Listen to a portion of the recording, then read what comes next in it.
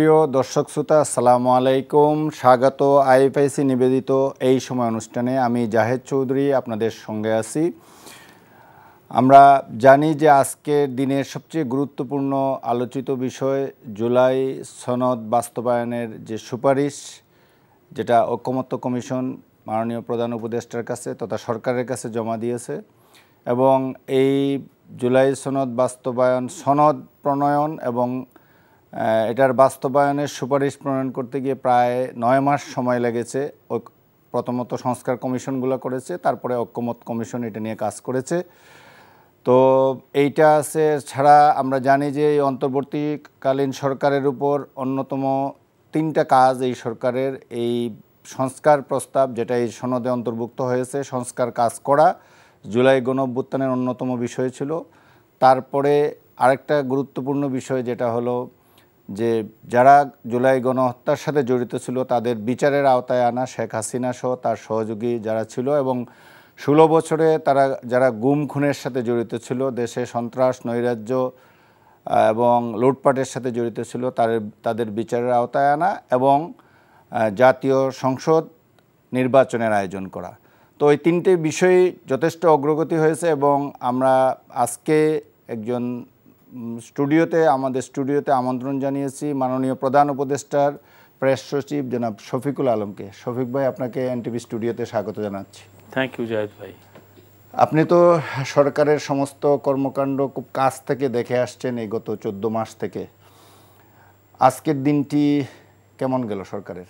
আজকের দিনটা আমি বলবো যে, এবং চিফ অ্যাডভাইজারও বলেছেন, এটা একটা ঐতিহাসিক দিন।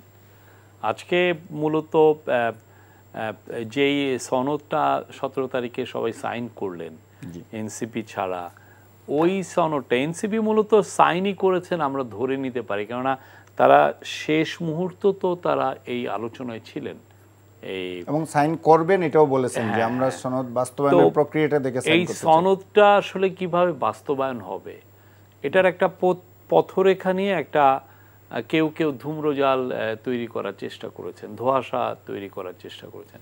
আজকে পথরেখা একটা সুস্পষ্ট পথরেখা দিয়েছেন ওইটা, এবং সুপারিশমালা আজকে চিফ অ্যাডভাইজারের কাছে আমাদের এনসিসির যিনি ন্যাশনাল কনসেনসাস কমিটির যিনি ভাইস প্রেসিডেন্ট, উনি জমা দিয়েছেন এবং উনি একটা বড় একটা দীর্ঘ একটা বক্তৃতাও দিয়েছিলেন। সেটা আমরা হোয়াটসঅ্যাপ গ্রুপে সমস্ত সাংবাদিক এবং এর সাথে শেয়ারও করেছি, অনেকে লাইভও প্রচার করেছে। পরবর্তীতে উনি 1 ঘন্টার একটা প্রেস কনফারেন্স করেছেন।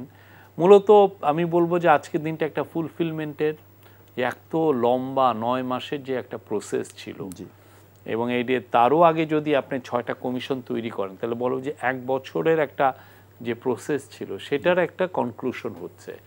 এখন অনেকে বলছেন যে বল হচ্ছে এই সরকারের কোর্টে, বা বাট আমরা যেটা দেখছি যে পলিটিক্যাল পার্টিগুলোর যে রিয়াকশন খারাপ না, যারা যারা রিয়াকশন দিচ্ছেন, তা আমরা এই এখন ইন্টারিম গভর্নমেন্ট এটা নিয়ে বসবে, তারা ডিসাইড করবে কি করবেন তারা। এটা তো সত্য যারা বলছেন যে এতদিন ঐকমত্য কমিশনের কাছে ছিল, ঐকমত্য কমিশনই সবাইকে নিয়ে আলাপ আলোচনা করেছে। আজকের এই কমিশনের রিপোর্ট এবং বাস্তবায়ন প্রক্রিয়া সংক্রান্ত সনদ এবং সনদ বাস্তবায়নের প্রক্রিয়া, এই পথরেখা যেটা, এই দুইটা দিয়ে দেওয়ার পরে এখন তো বল সরকারের কোর্টেই। এখন সরকারের হাতে সময় যদি আমি ধরি মধ্য ফেব্রুয়ারিতে নির্বাচন হবে, রোজার আগে, এই কমিটমেন্টে তো সরকার অনড় রয়েছেন। প্রধান উপদেষ্টা ডক্টর মোহাম্মদ ইউনূস একাধিকবার রিসেন্টলি এটা তার কমিটমেন্ট রিটারেট করেছেন। তো এই অবস্থায় যে এই যে সময়টুকু আছে, এই সময়ে আপনারা, আজকেও আমরা দেখেছি যে প্রধান উপদেষ্টা নির্বাচন নিয়ে আইন শৃঙ্খলা বাহিনীর কর্মকর্তাদের সাথে বৈঠক করেছেন। তো এখন এই অন্তর্বর্তীকালীন সরকার এই পথরেখা কিভাবে বাস্তবায়ন করেন, যে বলটা আপনাদের কোর্টে, সরকারের কোর্টে চলে আসছে, এটা নিয়ে চিন্তা করবেন, কনসেন্ট্রেট করবেন, না নির্বাচন নিয়ে চিন্তা করবেন? না, এটা দুই সে এতদিন কি সনদের কাজ কি হয়েছে আর আমরা নির্বাচনের কাজ পাশাপাশি করছি না, এটা কোনো সমস্যা হবে না। এটা হচ্ছে যে ক্যাবিনেট এই পুরো বিষয় নিয়ে বসবেন, বসার পরে তারা ডিসাইড করবেন কি করা যায়। এটা প্রফেসর ইউনূসের নেতৃত্বে ক্যাবিনেট আমার মনে হয় যে আবার এই বৃহস্পতিবারই বসছেন। আমি জানি না এটা এই প্রসঙ্গটা উঠবে কিনা, বাট তারা এটা আজকেও তো ক্যাবিনেটের 4 জন মেম্বার ছিলেন, 4 অ্যাডভাইজার ছিলেন, চিফ অ্যাডভাইজার ছিলেন। তো ফলে এই বিষয়টা আজকে একদম সুস্পষ্টভাবে একটা পথরেখে এসছে। এটা নিয়ে তারা বসবেন, বসে তার পরবর্তী করণীয় কি এটা আপনি অতি দ্রুতই জানবেন। কিন্তু এখানে যদি আমি একটা কথা বলি যে আপনি যেমনটি খুব আশাবাদী হয়ে কথাগুলো বলছেন, আমরা যদি যিনি অন্যতম প্রধান দল বিএনপির পক্ষ থেকে এই কনসেনসাস এনসিসিতে রিপ্রেজেন্ট করেছিলেন, লিড দিয়েছিলেন, উনি তাৎক্ষণিকভাবে সচিবালয়ে যে প্রতিক্রিয়াটি দিয়েছেন, এখানে উনি বেশ কয়েকটি বিষয় কিন্তু উত্থাপন করেছেন যে আজকে যেটা দেওয়া হলো এবং সনদে যা ছিল এর মধ্যে ব্যত্যয়গুলো, এগুলো নিয়ে আমরা আলোচনা করব পরে, এই অনুষ্ঠানে একটু পরে আলোচনা করব। তো এটা উনি বলেছেন, আমরা জামাতেরও প্রাথমিক প্রতিক্রিয়া দেখেছি, এনসিপির কনভেনার নাহিদ ইসলাম সাহেব রাজশাহীতে একটা প্রোগ্রামে কিছু কথা বলেছেন এবং তিনটি দলই বলেছে যে বুধবার দিন তারা এই ব্যাপারে নিজেদের ফোরামে আলোচনা করে রিপোর্টগুলো ভালো করে পর্যালোচনা করে এরপরে আনুষ্ঠানিকভাবে প্রতিক্রিয়া দেবে। এটা নিয়ে আমি পরে আলোচনায় যাব। আপনার কাছ থেকে এখন যেটা জানতে চাই যে এই মোটা দাগে যদি আপনি একটু বলেন যে সংস্কারের ব্যাপারে তাইলে জাতি কতটুকু এগুলো, কিংবা কি কি বিষয়ে সংস্কার হচ্ছে যদি সামারাইজ করেন একটু। এটা তো আমি প্রথমতই সংবিধান সংস্কারের বিষয়গুলো বলি, মেজর বিষয়গুলো, তারপরে একে একে যদি আপনি একটু। আমার তো মনে হয় যে এটা একটা মেজর একটা রিফর্ম আমাদের কনস্টিটিউশন দেখতে যাচ্ছে, আর এই মেজর রিফর্ম কনস্টিটিউশন দেখতে যাচ্ছে বলেই এই যে ওরা কনস্টিটিউয়েন্ট অ্যাসেম্বলির কথা বলা হয়েছে যে তারা 270 দিনের মতো বসবেন। যেই মেম্বার অফ পার্লামেন্ট ইলেক্ট করবেন তারাই আবার কনস্টিটিউয়েন্ট অ্যাসেম্বলিরও তারা মেম্বার হচ্ছে। তো ফলে তারা এই 270 দিন এই জিনিসটা নিয়ে আলাপ করবেন। তারপরে গণভোটের বিষয় এসছে এবং ওই সাথে একটা এই যে একটা ফর্মাল অর্ডার প্রমালগেশনের একটা বিষয় এসছে এই সরকারের কাছে। তো এখন আমার যেটা মনে হয় যে এখন আমাদের পলিটিক্যাল পার্টিগুলোর প্রথম কথা হচ্ছিল যে তারা ইমপ্লিমেন্টেশন নিয়ে এক ধরনের তারা কনসার্ন ছিল তাদের এই কনসার্নটা আমার মনে হয় নাই। এখন যেটা হচ্ছে যে আপনি নিটিগ্রিটি যে না ইমপ্লিমেন্টেশন কি হচ্ছে, তারা কিন্তু নিজেরাও এখন পথরেখাটা দেখছে যে এই পথরেখায় সাজেস্ট করেছেন হচ্ছে ডক্টর আলী রিয়াজ এবং তার টিম। এবং ডক্টর আলী রিয়াজ আজকে বলেছেন যে এটার করার আগে তাদের একটা 6 সদস্য বিশিষ্ট একটা লিগাল টিম ছিল যারা বাংলাদেশের কনস্টিটিউশন খুব ভালো বুঝেন। তাদের মধ্যে 3 জন বিচারপতি ছিলেন, একজন ডিন অফ একটা ফ্যাকাল্টি ইউনিভার্সিটি, হ্যাঁ তা যে ল ফ্যাকাল্টির একটা ডিন ছিলেন।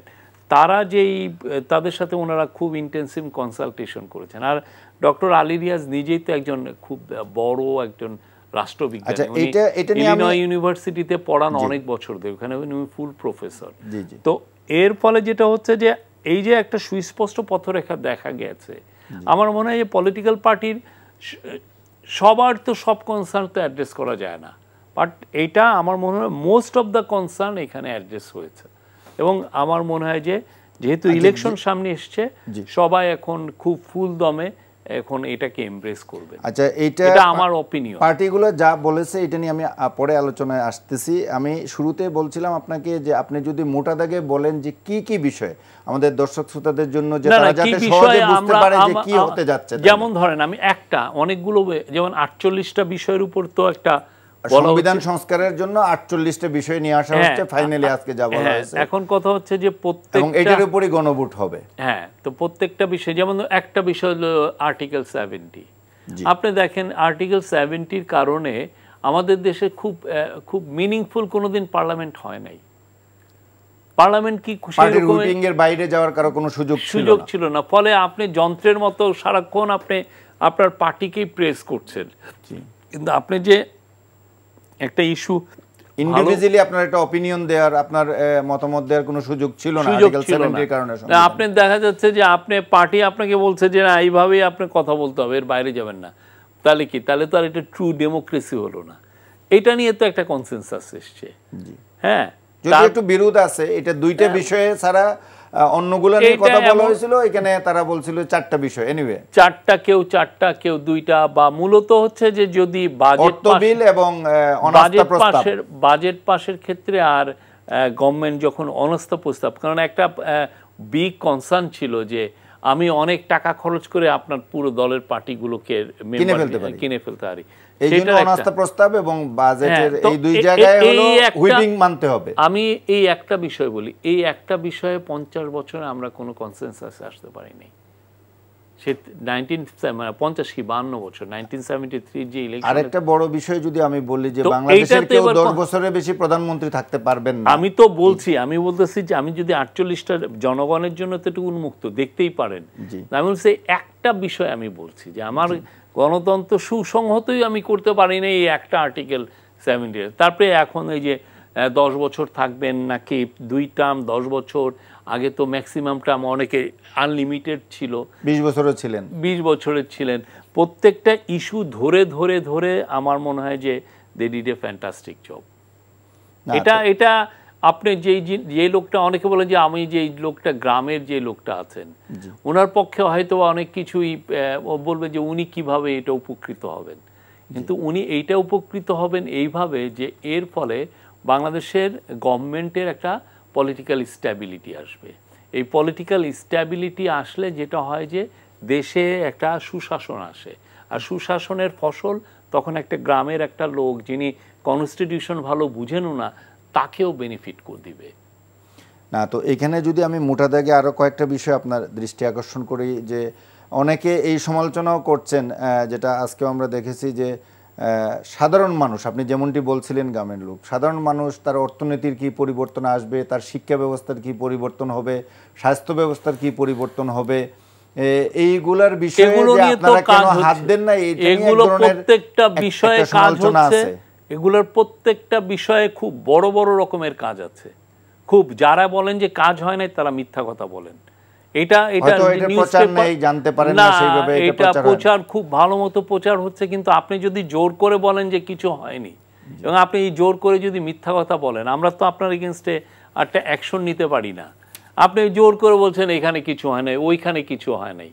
হ্যাঁ, তো এই জিনিসগুলো তো আমরা দেখছি। যেমন ধরেন আপনি একটা হেলথে অর্গান ট্রান্সপ্লান্টেশন ল আমাদের বছরের পর বছর হয় নাই, ফলে আমাদের লোকগুলো আপনি লিভার ট্রান্সপ্লান্ট করবেন ইন্ডিয়া যেতে হয়, আপনি কিডনি ট্রান্সপ্লান্ট করবেন ইন্ডিয়া যেতে হবে, আপনি বোন ট্রান্সপ্লান্ট করবেন আপনি ইন্ডিয়া যেতে হবে। তা আমাদের এই লটাই তো ভালো মতো ছিল না। তো এখন অনেকে বলেন যে আপনি এই ধরনের প্রত্যেকটা জায়গায় কাজ হয়েছে। আজকে ইউরোপিয়ান ইউনিয়নের যিনি বাংলাদেশের অ্যাম্বাসেডার তিনি এসে স্যারকে থ্যাঙ্কস দিয়ে যাচ্ছেন যে মানে you did a fantastic job. আপনি দৃশ্যমানগুলো আমরা প্রত্যেকটা জিনিস কিন্তু জানাচ্ছি, কিন্তু দেখা যাচ্ছে তারপরেও কিছু কিছু, বিশেষ করে মানুষ যেহেতু এখন অনেক বেশি নিউজ ইউটিউবের থেকে নিচ্ছে, অনেক বেশি নিউজ রিলস বা টিকটকের থেকে নিচ্ছে, সামাজিক যোগাযোগ মাধ্যম বলতে যা বোঝায়। ফলে হয়েছে কি সামাজিক যোগাযোগ মাধ্যমে বিশাল একটা গ্রুপ আছে সারাদিন ধরে মিথ্যা কথা বলেন, সারাদিন ধরে তারা, কেন তার তো ভিউয়ারশিপ বাড়াতে হবে না। এখানে মিথ্যা আপনি যেটা বলছেন এর পাশাপাশি হয়তো এটা যে কমপ্লিট একটা রিপোর্ট আসে না, কমপ্লিট ফিগারটা আসে না, একটা ওয়ান সাইডেড কিংবা পার্ট। আমি বলবো আপনি যে ল মিনিস্ট্রিতে যে কাজগুলো হয়েছে বাংলাদেশে গত 54 বছর এই কাজ হয় নাই। কি একটু বলেন যদি এটা। যেমন ধরেন সিআরপিসিতে আপনার চেঞ্জ আসছে, আপনি একজনের কতক্ষণ আপনি অ্যারেস্ট করে রাখবেন, ঠিক আছে? তারপরে আপনি সিপিসিতে আসছে, আপনি এই যে কেস লোড নিয়ে আমার বসে থাকতে হয়, হ্যাঁ, সেই আপনার প্রসিডিওর মানে কত দ্রুত আপনার কেসগুলো করা যায়। এই কেসের ক্ষেত্রে আপনি ইভেন একটা ইয়ে করতে পারতেন না, কি জন্য কেস আপনি কিভাবে করবেন এইটাই নিয়েই তো আপনার কত সমস্যা ছিল। সব কিছু ইজিয়ার করা হয়েছে, আমরা এটা বারবার আপনাদেরকে দিচ্ছি, বারবার আমরা জানাচ্ছি। আপনি একজনকে কিভাবে আপনি জিজ্ঞাসাবাদ করবেন সেগুলোর ইয়ে আসছে, পুলিশের রোলটা কি থাকবে। এবং আমরা ইভেনচুয়ালি দেখেন এখন এই যে জুডিশিয়াল, এই যে গত ইয়েতেই হয়েছে যে জুডিশিয়াল ইন্ডিপেন্ডেন্সের প্রথম কাজটা হয়ে গেছে কি, যে না সুপ্রিম কোর্টের যে যাদের আপনি জাজ আপনি নিয়োগ দিবেন এটা সুপ্রিম কোর্ট দিবে, তার একটা সেক্রেটারিয়েটের মাধ্যমে, এটা একটা ইন প্রিন্সিপাল এটা অ্যাপ্রুভ হয়েছে। তাহলে এখন সুপ্রিম কোর্ট তার মতো করে তাহলে হয় কি একটা পলিটিক্যাল গভর্নমেন্ট একটা জাজ অ্যাপয়েন্টমেন্ট দেওয়ার মাধ্যমে যে আগে যে হস্তক্ষেপ করতো, যে আপনি ধরেন টাঙ্গাইলে একটা বড় একটা 10-15 জন অপোজিশন অ্যাক্টিভিস্ট অ্যারেস্ট হয়েছে, এখান থেকে আপনি যে ল মিনিস্ট্রি থেকে তাকে নির্দেশ দেওয়া হতো যে জাজকে যে এদেরকে জামিন দিবা না। এখন তো ল মিনিস্ট্রি তো আর হস্তক্ষেপই করতে পারবে না। আর যে টাঙ্গাইলের যে জাজ, সে জানে আমার বস তো ল মিনিস্ট্রি না, আমার বস সুপ্রিম কোর্ট। তো আমি এটা নিয়ে, আপনি জামিনের কথা যেহেতু বললেন, আমরা শেষ পর্যায়ে এটা নিয়ে একটু আলোচনা করব, কারণ জামিন নিয়ে আজকেও আমরা দেখেছি যে কিছু কথাবার্তা মিডিয়ায় আসছে যে কোর্টের অ্যাক্টিভিটিজ, এটা নিয়ে আমরা ল মিনিস্টারকেও, অ্যাডভাইজারকেও কমেন্ট করতে দেখেছি। তার আগে যেটা বলছিলাম, যে আপনি যেটা বলছিলেন যে কমিশন ঐক্যমতে পড়ছেন এবং আশাবাদের কথা, কিন্তু আমি যদি এখানে মিস্টার সালাউদ্দিন আহমেদের কথা এখন নিয়ে আসি, যে উনি যে সমস্ত জায়গায় এটা নিয়ে বিরোধ দেখছেন এবং তাৎক্ষণিক প্রতিক্রিয়া দিয়েছেন এই ঐক্যমত কমিশনের চূড়ান্ত সুপারিশের পরে, ওনার কথার মূল বিষয়টা হলো যে আমরা জুলাই সনদে যেভাবে স্বাক্ষর করেছিলাম, যেখানে আমাদের ডিফারেন্স অফ অপিনিয়ন ছিল, সেইগুলাকে বাদ দিয়ে নোট অফ ডিসেন্টগুলোকে বাদ দিয়ে এইটাকে কমিশন, ঐক্যমত্য কমিশন বেশ কিছু বিষয় চাপিয়ে দিয়েছে। এটা গেল ওয়ান থিং। তার আগে যদি আমি বলি যে আপনার গণভোটের বিষয়টি এখানে দুইটা জায়গায় রেখে দেওয়া হয়েছে, যে কমিশন বলছেন এখন থেকে শুরু করে অনওয়ার্ড, মানে জুলাই সনদের অধ্যাদেশ আদেশ জারি হওয়ার পর থেকে শুরু করে নির্বাচনের দিন পর্যন্ত এই সময়ে যে কোনো সময় গণভোট করা যাবে। তো আমরা জানি এখানে জামাতে ইসলামীর একটা পজিশন হলো যে তারা চাচ্ছে আগেই, নভেম্বরে, আগামী মাসেই গণভোট চাচ্ছে, আর বিএনপি বলছে যে নির্বাচনের দিনে একসাথে হবে। তো এখানে তো ঐক্যমত কমিশন কোনো ঐক্যমতে পৌঁছাতে পারেনি। না, এটা এগুলো কিভাবে আপনারা সলভ করবেন? এটা গভর্নমেন্টের উপরে ছেড়ে দিয়েছে, এবং গভর্নমেন্ট এবং নির্বাচন কমিশন, গভর্নমেন্ট নির্বাচন কমিশনের সাথে কথা বলে গভর্নমেন্ট একটা ডিসিশন নেবে। এটা কতদিন লাগতে পারে এরকম ডিসিশন আসার ক্ষেত্রে? আপনার কি বলবেন? খুব দ্রুত একটা ডিসিশন আসবে যে গণভোটটা কবে হবে। জি।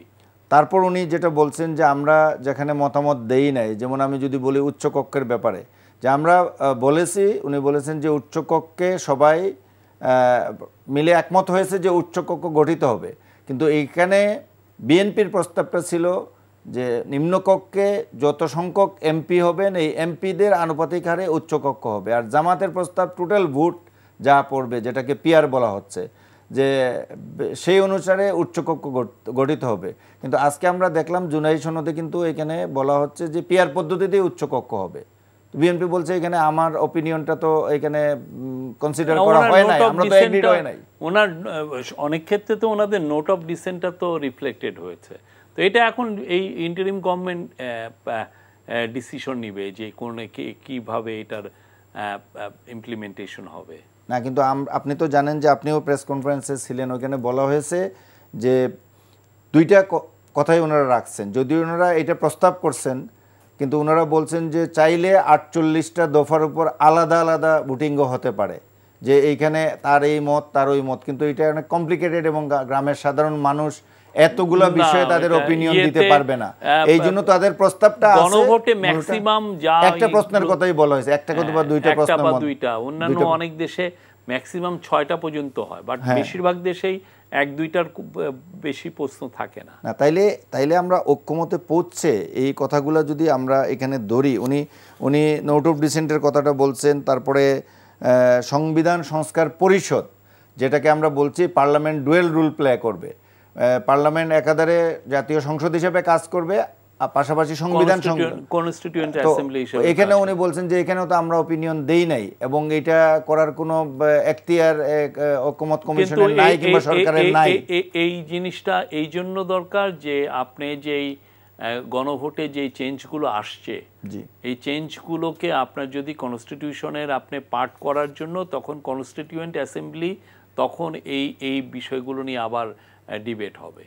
হ্যাঁ, এটা এই জন্য দরকার constituent assembly, because you are bringing major changes. আপনি 1-2টা চেঞ্জ আনছেন না, আপনি বড় রকমের একটা চেঞ্জ আনছেন, সেই জন্য আপনার এখন একটা কনস্টিটিউয়েন্ট বলছেন যে এটা তো সংবিধানেই, সংসদ গঠিত হওয়ার পরে এটা করতে হবে, এটা এখন করার কোনো সুযোগ নাই যে এটা কনস্টিটিউয়েন্ট অ্যাসেম্বলি হবে কিনা। এটা ওই যে সংসদের সাথে সাথে এটা অটোমেটিকলি এটা হয়ে যাবে। এটা অনেক দেশে এটার উদাহরণ আছে, যে আপনার একটা সংসদ plus say at the same time constituent assembly. তারপরেও ওনার যেটা আছে যে সংবিধান সংশোধনের এখতিয়ার মানে এইটা উনি আবারও বলছেন যে এইটা গণভোটের মাধ্যমে কেউ ভোটের অনুপাতে চেয়েছে, কেউ আলাদা কেছে, এবং উনি ওই 270 দিনের ভিতর যেটা করতে হবে সেটা নিয়েও কথা বলেছেন যে 270 দিনের ভিতর যদি সংসদ কিংবা সাংবিধানিক পরিষদ এটাকে অ্যাপ্রুভ না করে তাইলে এটা অটো সংবিধানের অংশ হয়ে যাবে। যেহেতু আপনি বলেছেন যে এটা তো কোনোভাবেই আপনি পারেন না। না, যেহেতু আপনি ওই যে ম্যান্ডেটটা আপনার আছে, যেহেতু সবাই এটা তো কনস্টিটিউয়েন্ট অ্যাসেম্বলি কখন হবে? যখন আপনি হা ভোটটা পড়বে, আর হা ভোটের সাথে সাথে এই ম্যান্ডেটটা তো পেয়ে গেছেন। আপনি তো জনগণের ম্যান্ডেট আছে এইখানে, এমন না যে জনগণের ম্যান্ডেট নাই, জনগণের পুরো ম্যান্ডেট আছে। কিন্তু এখন দেখা যাচ্ছে যে আপনারা এই বিষয়ে আপনারা কোনো ডিসিশনে আসতে পারলেন না, ফলে আপনি তো একটা আনলিমিটেড টাইম পর্যন্ত তার ডিবেট চলে না। তো সেই জন্য 270 দিনের পরে এটা অটোমেটিক্যালি হয়ে যাবে। আমরা এই আলোচনা অব্যাহত রাখবো আমরা কিছুক্ষণের জন্য। কিন্তু জনগণের তো ম্যান্ডেট আছে, জনগণ যদি হা ভোট দেয় তাহলে তো একটা ব্রডার পুরো, এবং গণভোটের চেয়ে বড় ম্যান্ডেট তো কিছু হতে পারে না। এইখানে আপনি বলছেন যে মাননীয় প্রধান উপদেষ্টা এবং উপদেষ্টা পরিষদ শিগগিরই হয়তো গণভোটের ব্যাপারে একটা সিদ্ধান্ত নেবেন। তো এটা কি এখন বাস্তব পরিস্থিতি আছে যে নভেম্বরের আগে আরেকটি নির্বাচন করার? ব্যক্তিগতভাবে আপনি কি মনে করেন? না না, আমার ব্যক্তিগতভাবে আমার এখানে অপিনিয়ন নেই। এটা ইন্টারিম গভর্নমেন্টই ডিসাইড করবেন। তারা অবশ্যই এটা ডিসিশনের আগে ইলেকশন কমিশনের সাথে কথা বলবেন। তো জামাতের পক্ষ থেকে জামাতের সেক্রেটারি জেনারেল মিয়া গোলাম পরোয়ার কিন্তু আজকে বলেছেন যে ওনারা নভেম্বরেই নির্বাচন চান, গণভোটটি নভেম্বরেই চান। আবার সালাউদ্দিন সাহেব বলেছেন যে একই সাথে হতে হবে। এই অবস্থানটা তারা পলিটিক্যাল পার্টি থাকলে ডিফারেন্স অফ অপিনিয়ন থাকবে। আপনি একটা চাবেন, আমি একটা চাবো, আপনার একটা কমফোর্ট জোন একটা জায়গায়, আমার কমফোর্ট জোন একটা জায়গায়। তো এটা হইতেই পারে অনেক ক্ষেত্রে। সেই ক্ষেত্রে গভর্নমেন্ট কি করেন? গভর্নমেন্ট তখন দেখেন যে কোনটা জনগণের জন্য বা লজিস্টিক্যালি আমরা কোনটা করতে পারবো, জনগণকে কোনটা হেল্প করবে এবং লজিস্টিক্যালি কোনটা আসলে ডুয়েবল, সেটা দেখে সে তার ডিসিশনটা নেয়। আর এক্ষেত্রে একটা পার্টির ফরে যেতে পারে আর একটা পার্টির এগেনস্টে যেতে পারে। এখন তাই বলে আপনার ডিফারেন্স অফ অপিনিয়ন হয়েছে বলে আপনি কাজ এগোবে না তা তো ঠিক না। কাজ ঠিকই তার মতো এগিয়ে যাবে না। তো এখানে এই বিষয়টা আপনি অনেকে বলছেন যে ঐক্যমত কমিশন অনৈক্য রেখেই তাদের কাজ দায়িত্ব শেষ করেছে। অন্যায় কিছু না, তো সব সময় তো ঐক্য হবেও না। এটা ঐক্য আপনি ব্রডার একটা ঐক্য হয়, ব্রডার একটা ঐক্য হয়েছে, বুঝছে না? আপনি একটা ইউরোপে যে দেখবেন যে আপনার যে কোয়ালিশন পার্টনার আর আপনি একটা বেশিরভাগ দেশই দেখবেন যে কোয়ালিশন সরকার আছে। কোয়ালিশন সরকারে দেখবেন যে আপনার যে ফিলোসফি আর আপনার কোয়ালিশনের অন্য মেম্বার একদম উল্টা, পুরো উল্টো। কিন্তু আপনি তো সরকার চালানোর স্বার্থে আপনি তো তার সাথে আপনি এক ধরনের কোয়ালিশন করছেন। ঠিক তেমনি সরকার তার ডিসিশন নিবে যে যেটা জনগণের জন্য মঙ্গল সেটা। এই ক্ষেত্রে কোনো পলিটিক্যাল পার্টির ফরে যাবে, কারো এগেনস্টে যাবে, বাট সবাই এটা জনগণের স্বার্থে তো এটা নিয়ে মেনে নিবে সবাই এবং দেশের সাথে। আর আমাদের তো ইলেকশনটা করতে হবে 15ই ফেব্রুয়ারির মধ্যে, আমাদের জেনারেল ইলেকশন করতে হবে। আপনারা কি মনে করছেন যে রাজনৈতিক দলগুলোর সাথে এই আলোচনা অব্যাহত রাখা দরকার? এখন তো ঐক্যমত কমিশন চলে গেল, এতদিন তো তারাই এই কাজটা করছিল। এটা তো অনেক হয়েছে ইলেকশন আমি জানি না, বাট যেটা আমি বুঝতে পারি যে এই ডিসকাশন তো 1 বছর ধরে হচ্ছে। এটা ইন্টারিম গভর্নমেন্টের সাথে হচ্ছে, ন্যাশনাল কনসেনসাস কমিশনের সাথে হয়েছে। এখন আসলে সবাই চাচ্ছেন, ইন্টারিম ন্যাশনাল কনসেনসাস কমিশনও চাচ্ছেন যে একটা farm decision from the interim government. আমার মনে হয় তারা ইন্টারিম গভর্নমেন্ট সেই দিকেই যাবেন। আরেকটা বিষয় নিয়ে কিন্তু ঝামেলা চলছে, নির্বাচন কেন্দ্রিক বিষয়, যেটা হলো এনসিপির শাপলা প্রতীক পাওয়া নিয়ে। এটা আমি যেহেতু ইন্টারিম গভর্নমেন্টের চিফ অ্যাডভাইজারের প্রেস সেক্রেটারি, আমি এই বিষয়ে আমার কথা বলা ঠিক হবে না, বিকজ এটা পুরোপুরি ইলেকশন কমিশনের জুরিসডিকশন। বাট আমি মনে করি এই বিষয়ে তাড়াতাড়ি একটা সুরা হওয়াটা বেটার। না, কিন্তু এখানে একটা কথা তো বারবার বলা হচ্ছে যে শাপলা প্রতীক রাষ্ট্রপতি, প্রধানমন্ত্রী কিংবা আমাদের মুদ্রায় কিংবা সামরিক বাহিনী, ইলেকশন কমিশন বিভিন্ন জায়গায় ব্যবহৃত হচ্ছে। এইটা একটা গ্রাউন্ড বলা হচ্ছে যে সরকারের ইয়েতে। এটা ইলেকশন কমিশন বুঝবে, এটা আমার বিষয় না। কিন্তু এই ব্যাপারে কি সিদ্ধান্তটা দ্রুত হচ্ছে কিনা এটা এই জানেন কিনা? সিদ্ধান্ত আমাদের না, এই সিদ্ধান্তটা পুরোপুরি ইলেকশন কমিশনের। আর ইলেকশন কমিশন যেহেতু একটা ইন্ডিপেন্ডেন্ট বডি, আমি এখন ওটা নিয়ে কথা বলতে গেলে বলবে যে আমি ইন্টারফেয়ার করছি তার কাজে, তো এটা আসলে বলাটা আমার জন্য শ্রেয় না। তো আমরা জানি যে সরকারের মূল 3টা কাজ ছিল, যে সংস্কার, বিচার এবং নির্বাচন। তো সংস্কার নিয়ে আমরা আলোচনা করলাম মোটামুটি, আরও অনেক বিষয় সারাদিন থেকেই আমরা দেখছি বিভিন্ন মিডিয়ায় আসছে কি কি বিষয়ে সংস্কার হচ্ছে না হচ্ছে, এবং যে কথাটা বারবার ঘুরে ফিরে আসছে যে সাধারণ মানুষ চিন্তা করে যে এই সমস্ত বিষয় দিয়ে, আপনি নিজেই বলছিলেন যে আমার লাভটা কি হলো, মানুষ অনেক সরাসরি লাভটা দেখতে চায়। আপনি যেটা বলছেন এটা তো আলটিমেটলি দেশের মঙ্গলের জন্য এই সংস্কারগুলো কাজে লাগবে, কিন্তু অনেক সময় মানুষ সরাসরি লাভ দেখতে চায় এবং মানুষ আইন শৃঙ্খলা পরিস্থিতি নিয়ে কথা বলে, মানুষ দ্রব্যমূল্য নিয়ে কথা বলে। তো এই 2টা জায়গা যদি আমি স্পেসিফিকলি আপনাকে বলি যে এইটার যে স্ট্যাটিস্টিক্সগুলা, এইগুলা আগে যেটা যে পর্যায়ে ছিল, এটা তো আইন শৃঙ্খলা পরিস্থিতির অবনতির পিছনে এই কারণটা কি? আইন শৃঙ্খলা পরিস্থিতি যে অবনতি হয়েছে এটা আপনাকে কে বলবে? স্ট্যাটিস্টিক্স তাই বলে। স্ট্যাটিস্টিক্স এটা তো বলে না, আমি তো পাই না। আচ্ছা, আপনি বলছেন যে আইন শৃঙ্খলা পরিস্থিতির অবনতি হয়নি না, মানে সেরকম চুরি ছিনতাই টিনতাই একটু বেড়ে গেছে এই জাতীয় ঘটনা, কিংবা খুন খারাপি ইদানিং একটু হচ্ছে। খুবই খুন খারাপি, আপনি যদি এই অনেক যেগুলো জুলাই আগস্টের অনেক খুনের মার্ডার কেসটা হয়েছে হলো এই আমাদের গভর্নমেন্টের সময়, ফলে আমার মনে হচ্ছে যে আপনার অ্যাকচুয়াল মার্ডার কেস বেড়ে গেছে না। মার্ডার আপনার কিভাবে স্ট্যাটিস্টিক্স পান, কিভাবে মার্ডার কেস দেহে যে এতগুলো মার্ডার কেস হয়েছে, তো তার মধ্যে 831টা মার্ডার কেস ফাইল হয়েছে আমাদের সময়, যেটা খুন হয়েছিল হাসিনার আমলে, যেটা জুলাই আগস্টে হয়েছিল। বা অনেক ক্ষেত্রে এখন দেখা যাচ্ছে যে 2015 কিছু ঘটনা ঘটছে, কালকে চিটাগাঙ্গে হয়েছে, তার আগে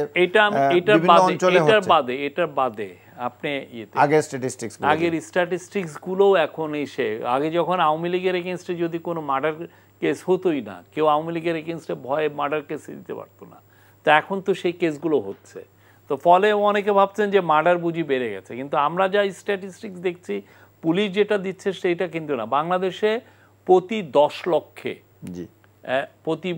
মার্ডার হয়, প্রতি বছর হচ্ছে 20 থেকে 22 জনের মধ্যে, ওই রকমই আছে। 10 লক্ষে 20 থেকে 22 জন। হ্যাঁ, তো এইটা খুব যে গত 10 বছরে খুব ম্যাসিভ চেঞ্জ হয়েছে তা না, কোনো বছর 20, 21, কোনো বছর 22, এবছর যেমন 22 চলতেছে এরকম না। 10 বছরে যদি ম্যাসিভ চেঞ্জ না হয় তাইলে কি ঘটনাটা আমরা বলতে পারি যে আগের অবস্থায় রয়ে গেছে, এটার উন্নতিও হয়নি? না, উন্নতিও হয় নাই। যেই বছর সরকারি বাহিনী প্রচুর খুন করে সে বছর বাংলাদেশ এই ডাটাটা যুক্ত হয়ে যায়। কিন্তু আমরা দেখছি যে বাংলাদেশের ক্রাইমের যে স্ট্যাটিস্টিক্স, আমরা কিন্তু 10 বছরের ক্রাইম, আপনি যদি চান আমি আপনাকে পাঠিয়ে দিতে পারি, আমরা দেখছি কিছু কিছু নতুন ক্রাইম বাড়ছে। হ্যাঁ, কিন্তু বাংলাদেশ অ্যাজ এ সোসাইটি আমি বলবো যে লো ক্রাইম সোসাইটি, তুলনামূলকভাবে অনেক কম। যদি আমি দ্রব্যমূল্যের বিষয়ে আসি, এখানেও তো আমরা দেখছি যে মানুষ মাঝে মধ্যেই এটা খুব বেড়ে যায় কিছু আইটেম, আবার সরকার কিছু কিছু ক্ষেত্রে পদক্ষেপও গ্রহণ করে, আবার এটা কন্ট্রোলে আসে, আবার বেড়ে যায়। এই ঘটনাগুলো কিন্তু আমাদের এটা রিপিটেডলি কয়েকবারই হয়েছে। এগুলোর অনেকগুলো ডাইমেনশন আছে। একটা হলো সিজনাল, হ্যাঁ, যখন দেখেন যে নতুন একটা শস্য আসবে বা আপনার ভেজিটেবল আসবে হচ্ছে শীতকালে, তার আগে যে একটা হয়, অনেক সময় ডিসরাপশন হয় বন্যার কারণে বা অতিবৃষ্টির কারণে। আবার অনেক সময় যেটা হয় যে আপনার গ্লোবাল যে প্রাইস হঠাৎ করে স্পাইক করলে সেটার ইম্প্যাক্ট ডাইরেক্টলি বাংলাদেশের মার্কেটে পড়ে, যেহেতু আমরা অনেক কিছুতেই ইম্পোর্ট নির্ভর। তো আমরা যেটা আমাদের গভর্নমেন্টের একটা ছিল যে এবার রোজায় আমরা স্টেবল রাখতে পেরেছি জিনিসপত্রের দাম, এটা অন্তত 20 বছরের মধ্যে প্রথমবারের মতো একটা স্টেবিলিটি ছিল প্রাইসে। আর একটা বিষয় হচ্ছে যে আপনি যদি ইনফ্লেশন দেখেন, সেটা তো মানে নভেম্বর গত বছরে যেটা 14% পর্যন্ত উঠে গিয়েছিল ফুড ইনফ্লেশন, এখন এটা 7.5%, অলমোস্ট মানে অর্ধেক হয়ে গেছে। তো আমরা মনে করছি যে এটা সামনে আরো কমবে। এর ক্ষেত্রেও তো খুব একটা গ্রোথের ক্ষেত্রে যে প্রজেকশন আছে, এটাও তো খুব একটা ভালো প্রজেকশন না। আপনি পৃথিবীর কোন দেশে, বিপ্লবোত্তর দেশে এইরকম গ্রোথ হয়েছে। আপনি আমাকে একটা বলেন, এমন একটা দেশ বলেন যেখানে একটা বিপ্লব হয়েছে, বিপ্লব হওয়ার পরে 4-5% গ্রোথ হয়েছে।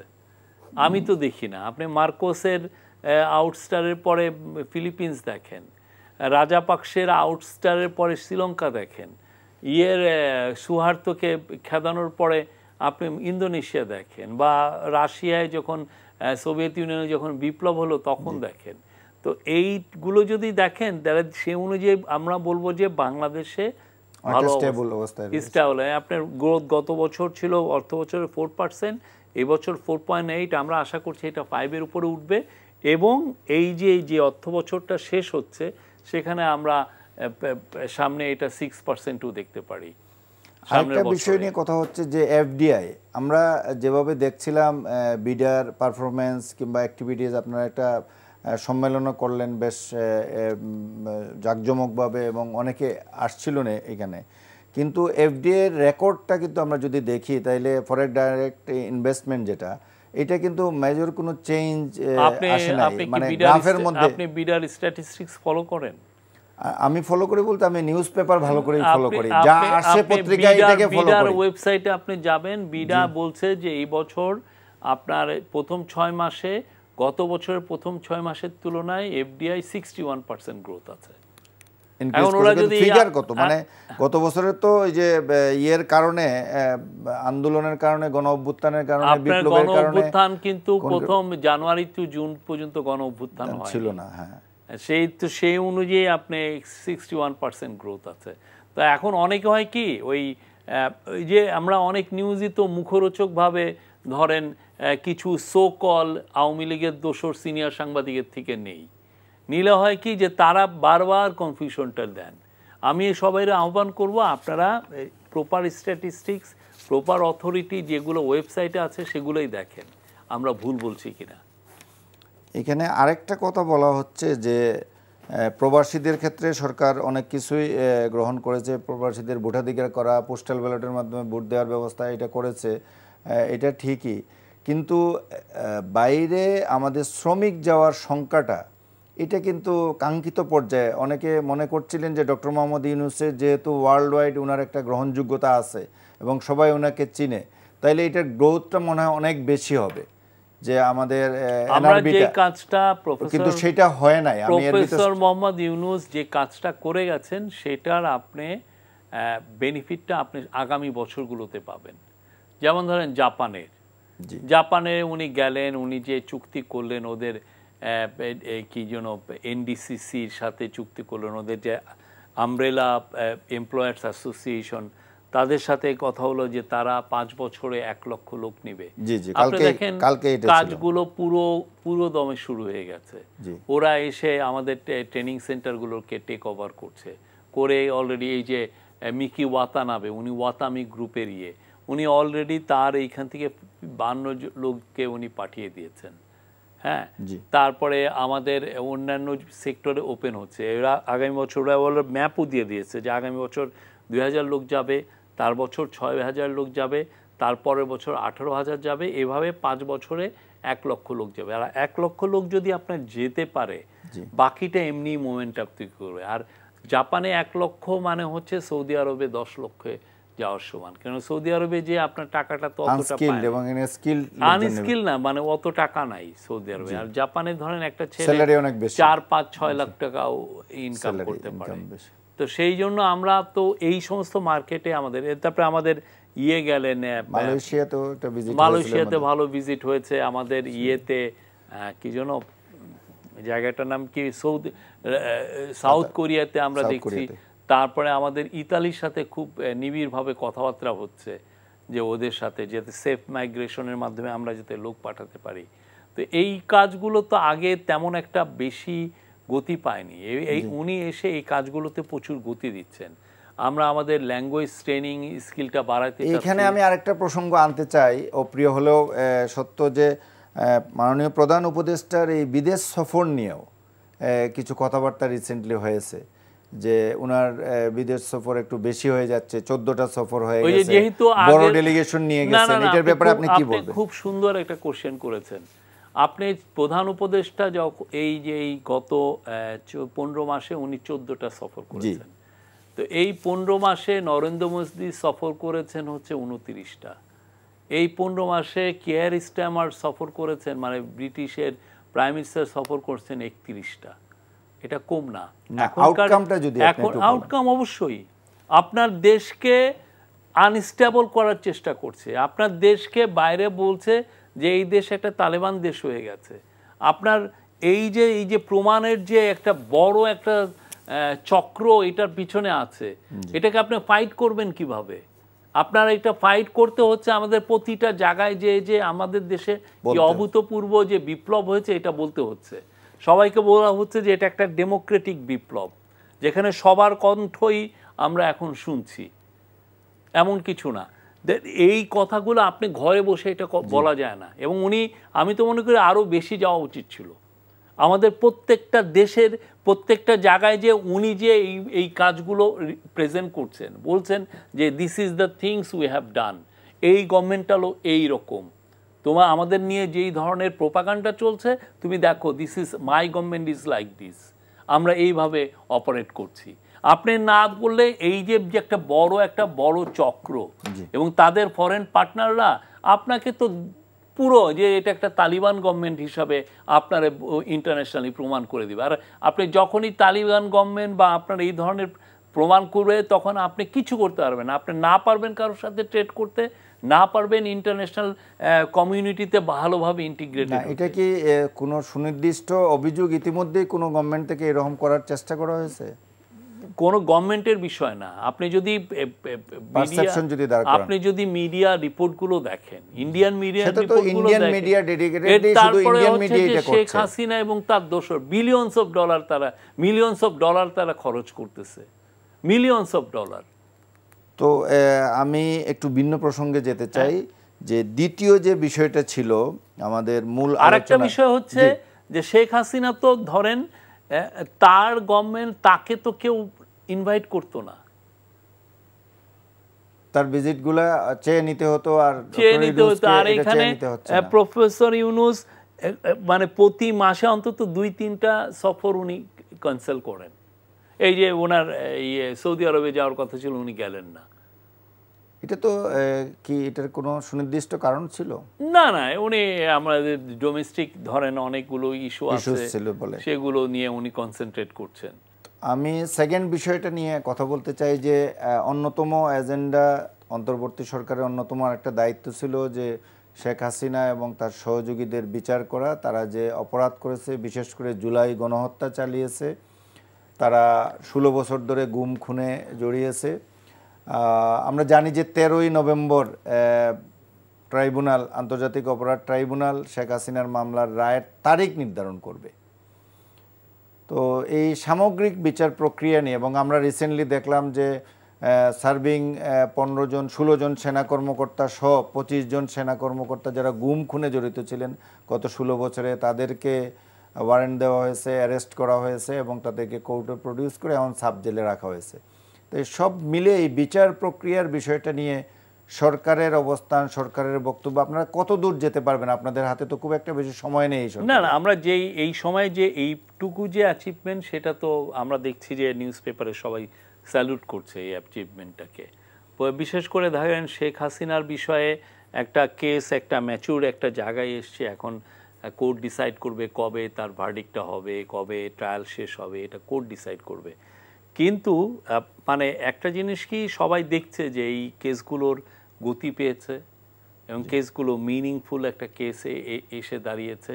আর সবচেয়ে মানে এরকম তো ভয়ানক, এই আধুনিক এই 21st সেঞ্চুরিতে এরকম ভয়ানক তো ফ্যাসিস্ট রুলার কেউ ছিল না।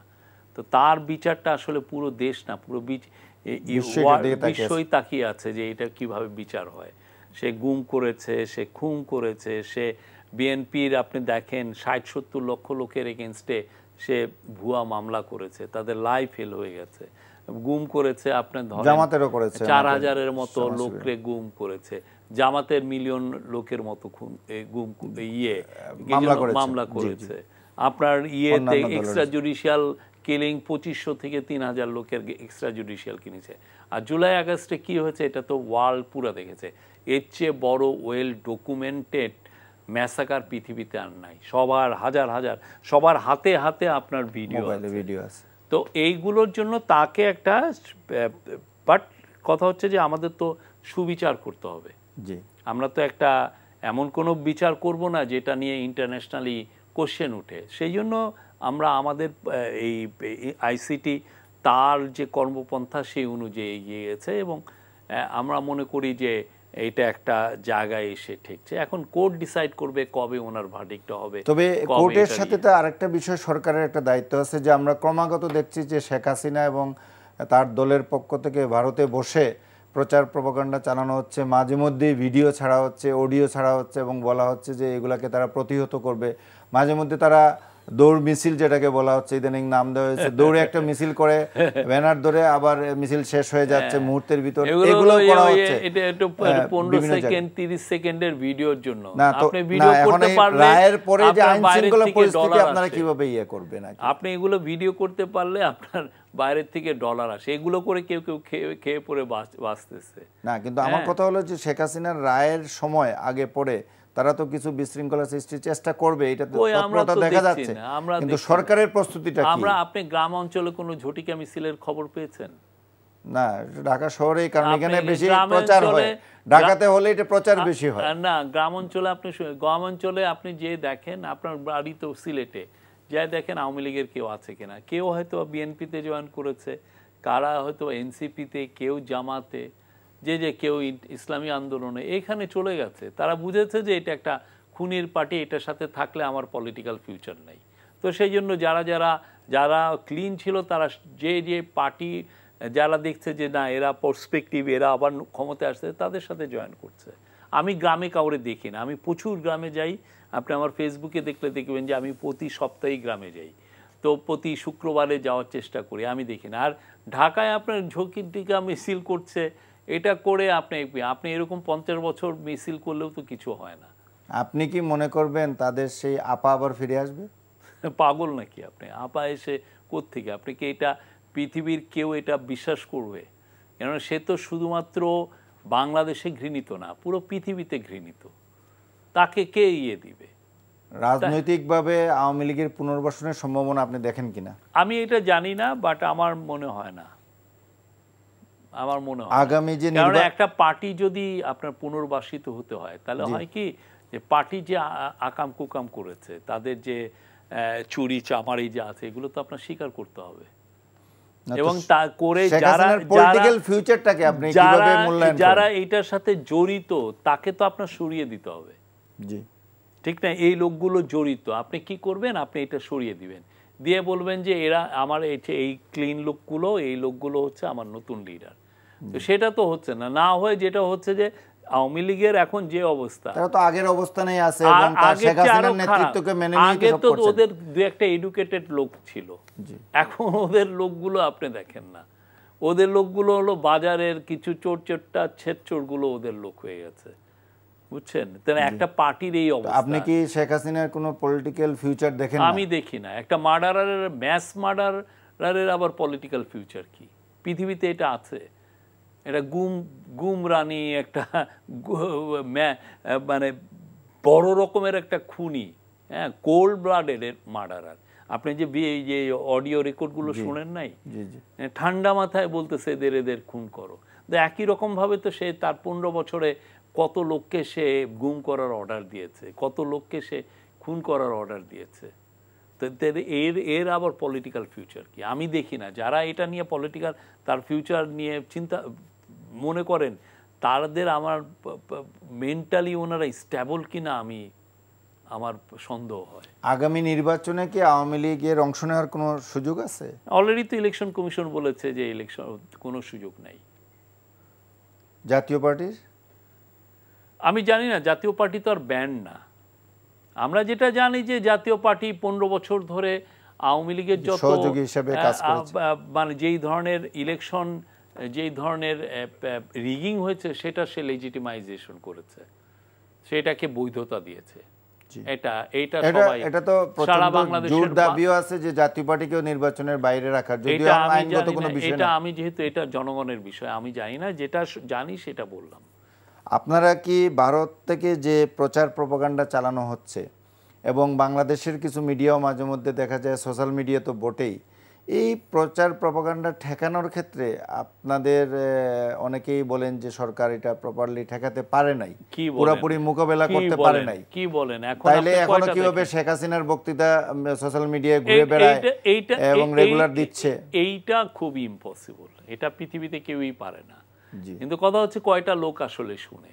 জি হ্যাঁ, আপনি দেখবেন যে কিছু কিছু পীর সাহেব আছে, ঠিক আছে, পীর সাহেবের আপনি কিছু মুরিদ দেখবেন যে ওই পীর সাহেবের ওই মুরিদরাই মানে একমাত্র ইয়েতে যাবে, কি জন্য, বেহেশতে যাবে, এরকম কথা বলে। আমরা ঠিক না? লাস্ট 1 মিনিট আপনি যদি একটু বলেন যে সরকারের ব্যাপারে। শেখ হাসিনা একটা ম্যাস মার্ডারার, তাকে একটা কাল্টিশ ফিগার বানিয়ে রেখেছে কিছু এই চোররা, ওরা শুনে ওইটা আবার কেউ কেউ ফেসবুকে দিয়ে একটা অ্যাম্পলিফাই করার চেষ্টা করে, তো এতে তো কিছু হয় না। এটা আমি দেখি না ইন্টারন্যাশনালি, আমার ওয়ার্ল্ড হিস্ট্রি ভালো পড়া আছে, গ্লোবাল হিস্ট্রিতে যথেষ্ট আমি প্রতিদিনই তা আমি এরকম কোনো ইনস্ট্যান্স দেখি নাই। তো শফিক ভাই, আমার মনে হয় যে আজকে আমরা আপনার কাছ থেকে অনেক কথা শুনলাম, সরকারের যে প্রস্তুতি, নির্বাচনকে নিয়ে, এই বিচার প্রক্রিয়া নিয়ে আপনার মূল্যায়ন এবং বিশেষ করে সংস্কার নিয়ে আমরা দীর্ঘ আলোচনা করলাম। আপনার কাছ থেকে আগামী কোনো অনুষ্ঠানে আবারও শুনবো, সর্বশেষ পরিস্থিতি নিয়ে জানবো এবং আপনার উত্তরোত্তর সাফল্য কামনা করে আজকে আমাদের এই অনুষ্ঠানে যোগ দেওয়ার জন্য আপনাকে অসংখ্য ধন্যবাদ। সুপ্রিয় দর্শক শ্রোতা, এতক্ষণ আমরা অতিথির বক্তব্য শুনলাম। শুভরাত্রি।